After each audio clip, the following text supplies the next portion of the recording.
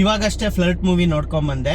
First half ತುಂಬಾ entertainment ಆಗಿ lively ಆಗಿ ತುಂಬಾ ಚೆನ್ನಾಗಿತ್ತು. ಆಮೇಲೆ ಸೆಕೆಂಡ್ ಹಾಫ್ ಅಲ್ಲಿ ಫಸ್ಟ್ ಪೋರ್ಷನ್ ಏನಿದೆ ಅದು ಸ್ವಲ್ಪ ಬೋರಿಂಗು, ರುಟೀನ್ ಲವ್ ಸ್ಟೋರಿ ಆ ಥರ ಅನ್ಸಕ್ ಶುರು ಆಯ್ತು. ಆಮೇಲೆ ಸೆಕೆಂಡ್ ಹಾಫ್ ಅಲ್ಲಿ ಅದರ್ ಹಾಫ್ ಶುರು ಆಯ್ತು. ಆಗಂತೂ ಸಖತ್ತಾಗಿ ಅನಿಸ್ತು.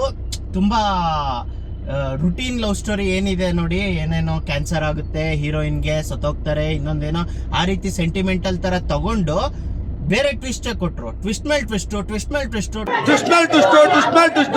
ಎರಡನೇ ಭಾಗ ವೇಟ್ ಮಾಡ್ಬೇಕು ನಾವು. ಅದನ್ನ ಎಕ್ಸ್ಪೆಕ್ಟೇ ಮಾಡಿರಲ್ಲ. ಆಮೇಲೆ ಈ ಸ್ಟೋರಿ ಯಾವುದೋ ಒಂದು ಫಿಲಮ್ ನೋಡುವಾಗ ಇದರಿಂದ ಕಾಪಿ ಮಾಡಿರ್ಬೋದು, ಈ ಸೀನ್ ಈ ತರ ಇದೆ ಅಂತ ಅನ್ಸುತ್ತೆ ಅಲ್ವಾ. ಈ ಮೂವಿನಲ್ಲಿ ಯಾವುದೇ ಸೀನು ಹಂಗ ಅನ್ಸ್ಲಿಲ್ಲ. ಆಮೇಲೆ ಡೈರೆಕ್ಟರ್ ಯಾರಿರ್ಬೋದು ಅಂತ ಚೆಕ್ ಮಾಡೋದಂತ ವೆಯ್ಟ್ ಮಾಡ್ತಿದ್ದೆ ಮೂವಿ ಮುಗಿಲಿ ಅಂತ. ಕೊನೆಯಲ್ಲಿ ಚಂದನ್ ಕುಮಾರ್ ಅಂತ ಬಂತು. ಅವ್ರ ಫಸ್ಟ್ ಟೈಮ್ ಡೈರೆಕ್ಷನ್ ಅದ್ಭುತವಾಗಿ ಇದೆ. ಎಕ್ಸ್ಪೆಕ್ಟೇ ಮಾಡಿರ್ಲಿಲ್ಲ ಒಬ್ಬ ಆಕ್ಟರು ಈ ಲೆವೆಲ್ ಅಲ್ಲಿ ಡೈರೆಕ್ಷನ್ ಮಾಡಬಹುದು ಅಂತ.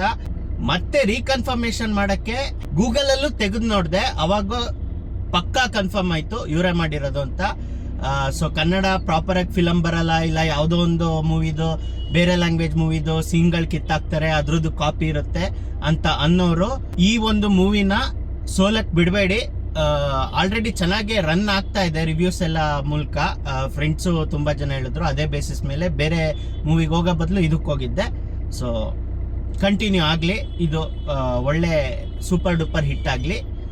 ಹೊಸ್ತನ ಇದೆ ಇದ್ರೊಳಗೆ ಮೂವಿ, ಯಾವುದೋ ಕಾಪಿದು ಅಥವಾ ಈ ರೀತಿ ಮೂವಿ ನಾವು ಅರ್ಲಿಯರ್ ನೋಡಿದೀವಿ ಅಂತ ಎಲ್ಲೂ ಅನ್ಸಲ್ಲ.